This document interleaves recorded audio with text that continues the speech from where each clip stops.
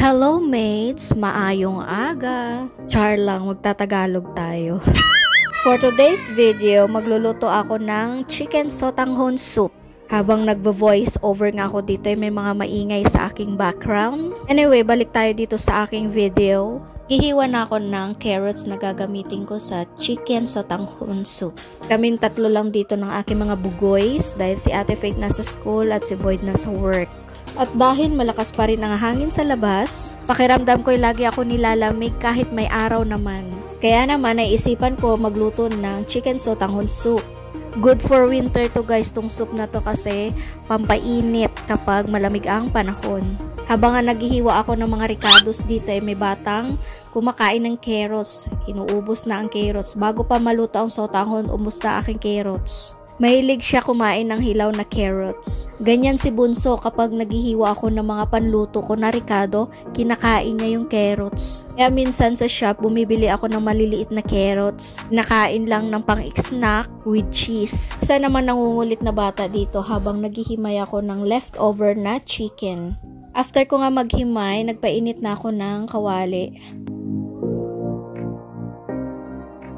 At habang nagpapainit nga ako ng kawali, ilalagay ko naman itong mga plato at baso sa kanyang mga lalagyan na hinugasan ko nung gabi pa. Nga natuyo na at natiktikan na para hindi mabasa at hindi madumihan pa.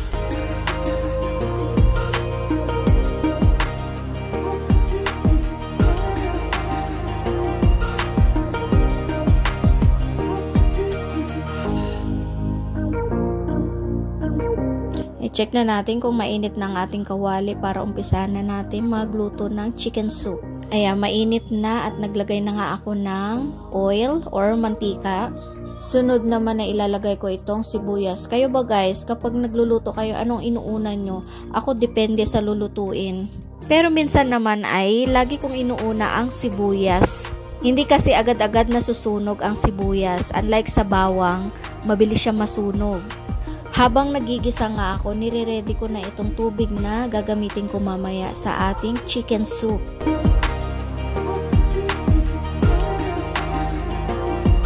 At ito na nga, sinunod ko na ang bawang. Ayan, gisa-gisa lang, hininaan ko lang ng onti ang aking apoy.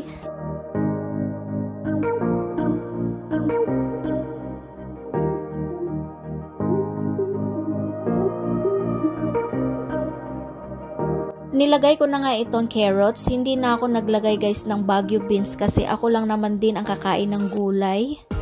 I mean, hindi sila mahilig sa Baguio beans. Pipiliin lang din nila ang carrots kasi mas gusto nilang kainin ang carrots. Itong luto na to guys, gusto to ni husband kasi may sabaw at gulay. At chicken ang nilagay ko. Hindi kasi siya mahilig kumain ng pork. Ilagyan ko na ng tubig para pakuluan. Dinamihan ko talaga guys ng tubig dahil mahilig ang mga kids sa sabaw. At isa pa, yung ganitong luto, kailangan talaga maraming sabaw dahil kapag lumamig naiibsan na ng sabaw. Tagal pa naman ang hihintayin ko bago kumulo ang aking niluluto. Inugasan ko muna itong mga hugasin ko. Iba dito, ginamit na pang breakfast ni husband bago siya pumasok sa work. At lagi ko talagang mine-maintain na walang hugasin dito sa lababo dahil napakaraming langaw lalo na kapag summer. Minsan kasi kapag nagluluto ako, ang daming nagliliparan, ang lalaki pa man din. Lagi pa naman naka-open ang aming mga windows kasi kung hindi mo naman ito open, mainit din at walang hangin na papasok sa loob ng bahay. At kailangan ang lababo ay laging malinis kasi dito tayo nagluluto, naghihiwa minsan. Para walang mga gumagapang katulad ng mga ipis or daga. Yun ang ayaw natin, lalo na may mga kids at baka sila magkaroon ng sakit dahil sa mga peste na umaaligid.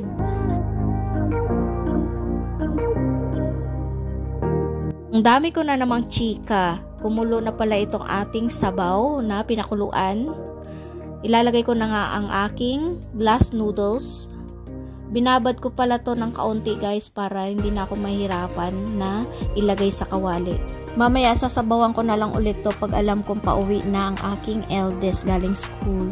Dahil maaga pa ngayon sigurado mauubos ang sabaw nito. Lagyan ko naman nitong chicken nor cubes para naman malasang malasa ang ating sabaw. Para naman hindi puro lasang tubig lang, no? Ayun nga, 2 pa ang nilagay ko para solid. Sayang, may mga nahuhulog pa. Mahal ang bilihin ngayon. Maglalagay na din ako ng magic syrup para malinamnam at black pepper. Ayan.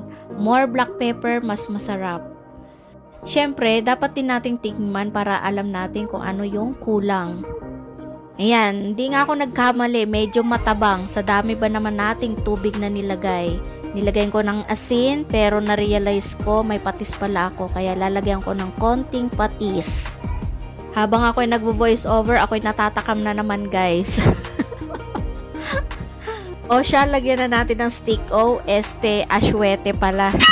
Stick O lang yung lalagyan, guys, pero hindi stick O ang laman, aswete seeds. Wala naman kasi ako, guys, mapaglagyan, kaya ayan na lang ang ginamit ko. Ito nga, kinakano ko na ang ating aswete para naman maging maganda ang kulay ng ating chicken sutanghon soup.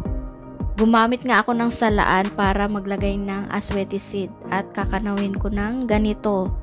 Yan, ganito lang ako kasimple maglagay ng aswete seeds.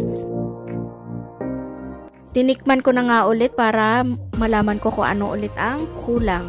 Lagay ko na nga din itong Pechay Bagyo natin. Pechay Bagyo ang ginamit ko, guys, hindi repolyo. Dahil sayang naman dahil meron pa akong Pechay Bagyo sa ref. At pwede na nga ito kasi luto na. Ayan, ang ganda na ng itsura ng ating chicken soup. Tama sa malamig na panahon. Hanggang dito na lang. Bye!